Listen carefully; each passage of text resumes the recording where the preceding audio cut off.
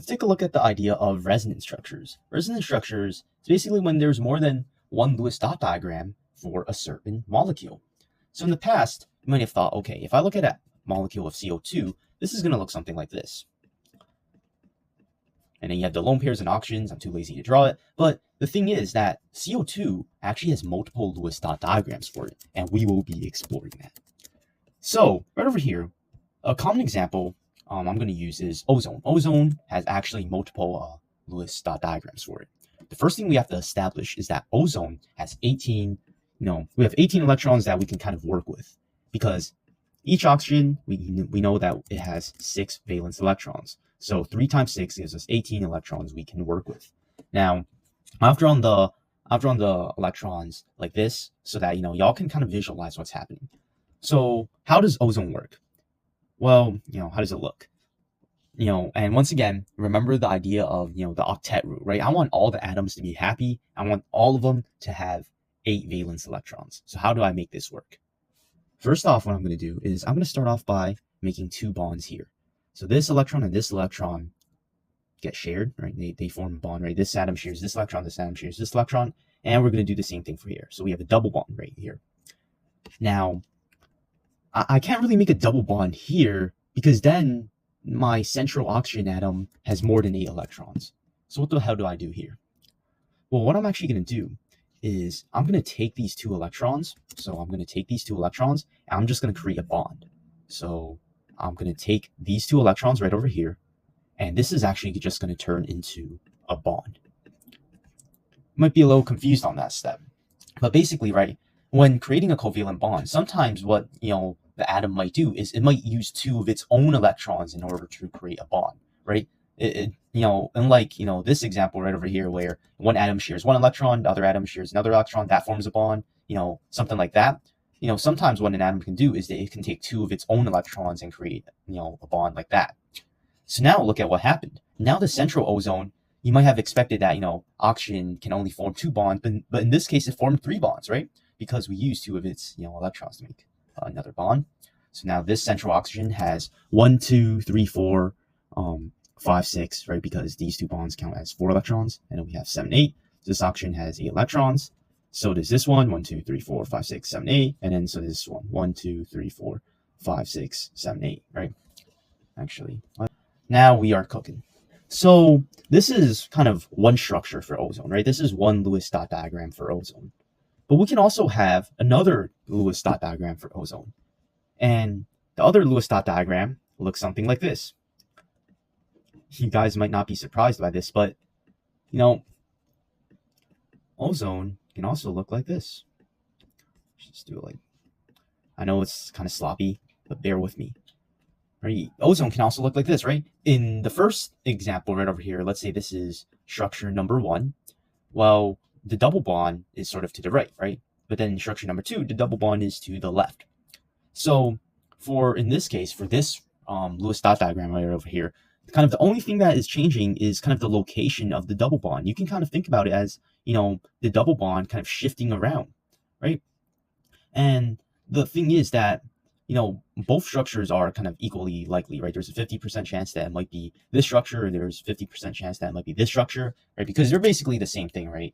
But kind of the thing is that the actual kind of, if we wanted to combine these 2 models, so, imagine if we wanted to combine these 2 models into one, right? It would actually look something like this. So I know this seems really weird at first, but let's say that, I wanted a diagram that can represent both of these diagrams at the same time. So what I'll actually do is we already kind of established that, there's bonds happening between all the atoms, right? However, it's this double bond right over here.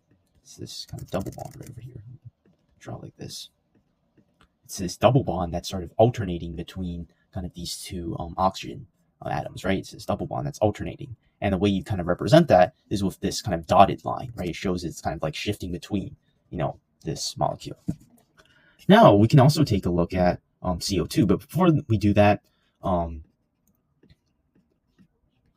we can actually use something known as bond order And, this actually helps kind of explain the concept of, resonance structure. So basically, bond order is used to tell us kind of the strength of a bond. So for example, if I'm looking at H2, H2 looks something like this.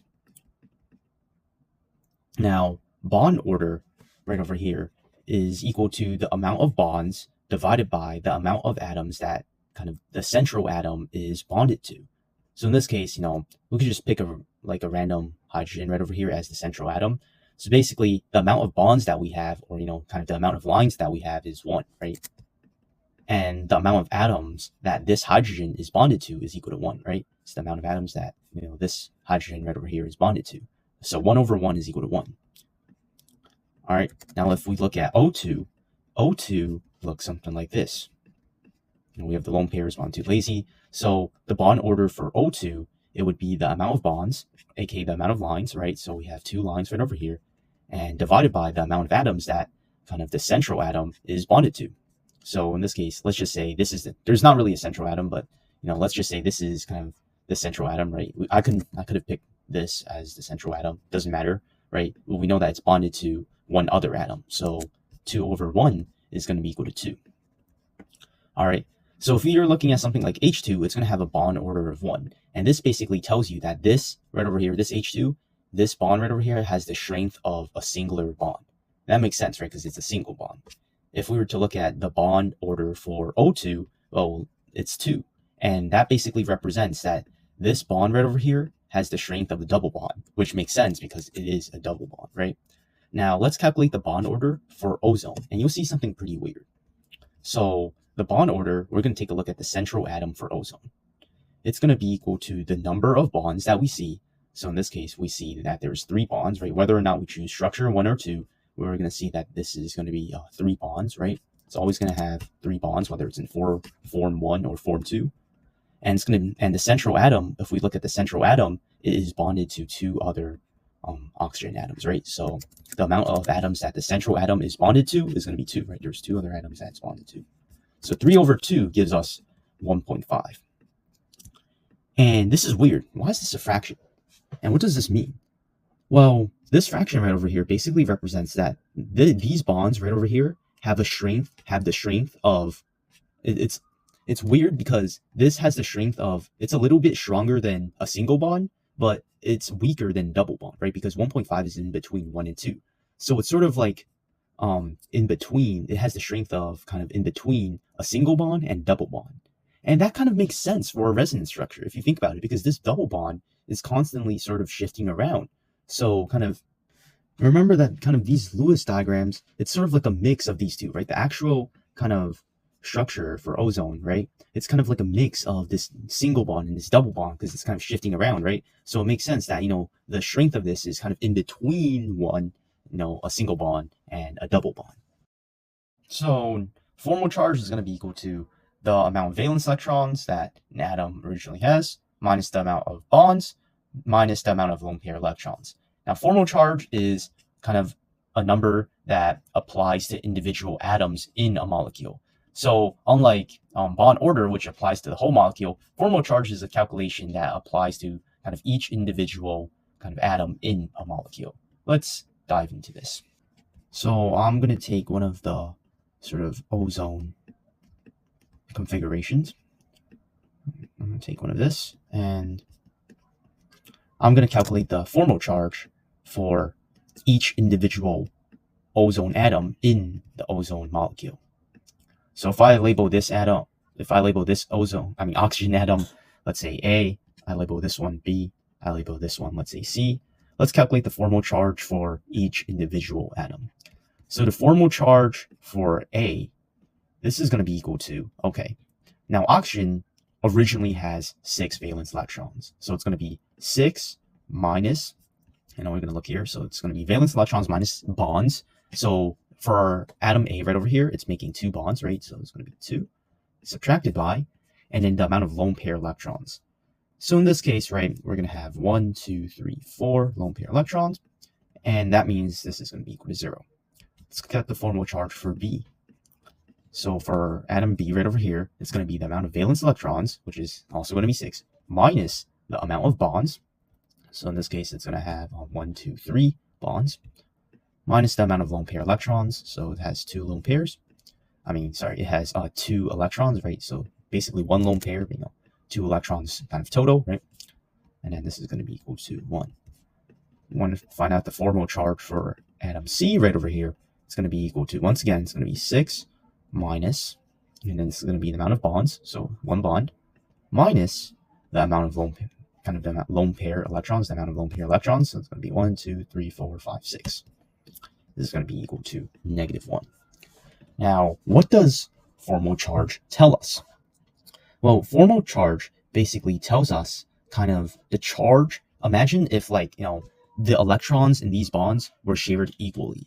Well, the formal charge basically tells you the charge of each individual atoms if the electrons were shared equally. All right, so if everybody shares an electron equally, what will be the individual atom's charge? So for example, for atom A right over here, the charge would be 0. For atom B, it would be 1. And for atom C, it would be -1. All right. And notice how the charges add up to 0. And that makes sense because ozone doesn't have a charge, right? It's neutral. If I were looking at something kind of the formal charge for like an ion, then the charges would add up to be the charge of that ion. In this case, since ozone is neutral, then, it adds up to 0. Now let's do another example. So using this formula, I want to see the kind of formal charges for each of the CO2 structures. And what do I mean by this? Well, remember in the beginning of our video, I said that CO2 actually has multiple structures. You have the original structure, which looks something like this. So it's going to be, you have 4 electrons here, and then you have 4 electrons here. 4 electrons here. Now, let's say if I do a little bit of goofing around. All right, so there's kind of 3 scenarios to this. So the first scenario, you just have your original CO2. But then, the second scenario, what happens is, imagine if this bond kind of turns back into 2 electrons. So instead of actually sharing these 2 electrons in this bond, let's just say that these 2 electrons went back into kind of this atom. And instead, what happens is that this oxygen right over here has 2 electrons. So these 2 electrons right over here, let's just say that makes a bond.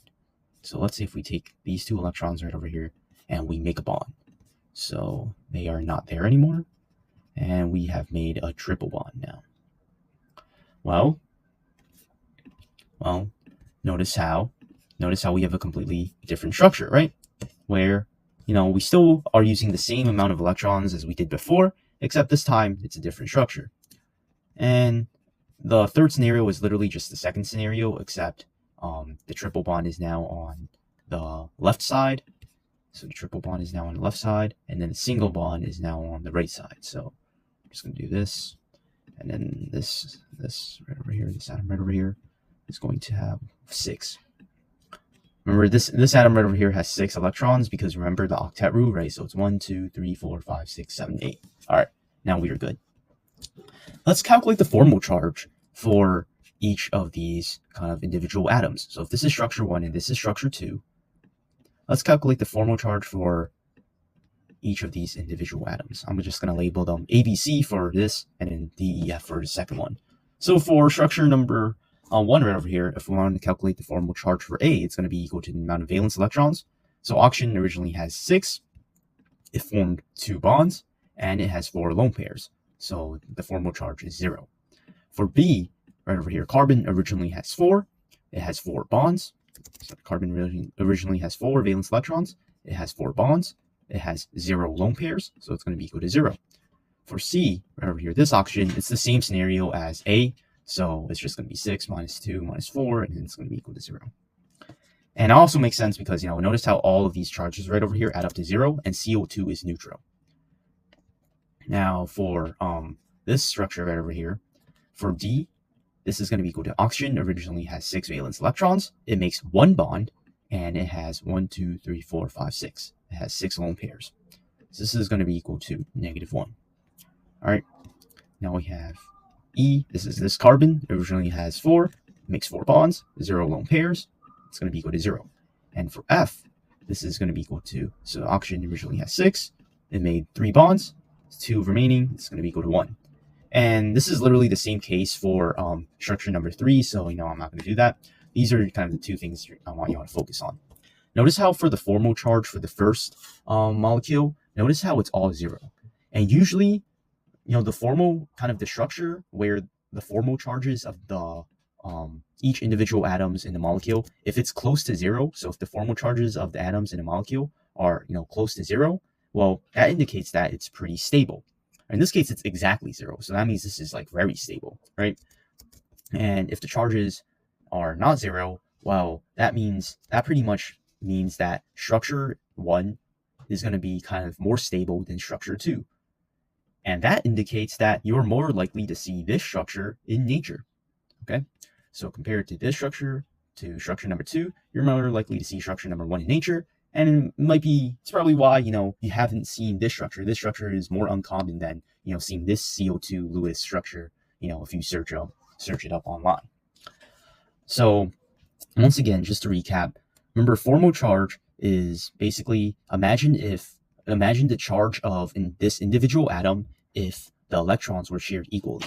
All right. So I know that, oxygen has a higher, or electronegativity than carbon, but imagine if they were, sharing this equally. Then oxygen would have this -1 charge, this carbon will have a charge of 0, and this oxygen right over here would have a charge of 1.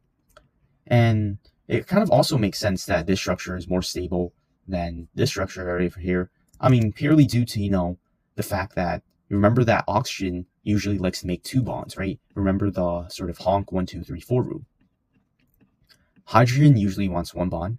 Oxygen, wants 2 bonds. Nitrogen 3, carbon 4. So when you have this oxygen making 1 bond, and then after that, this oxygen right over here making 3 bonds, it sort of breaks that rule. And, once again, it just comes up to the idea that this structure is more stable than this structure.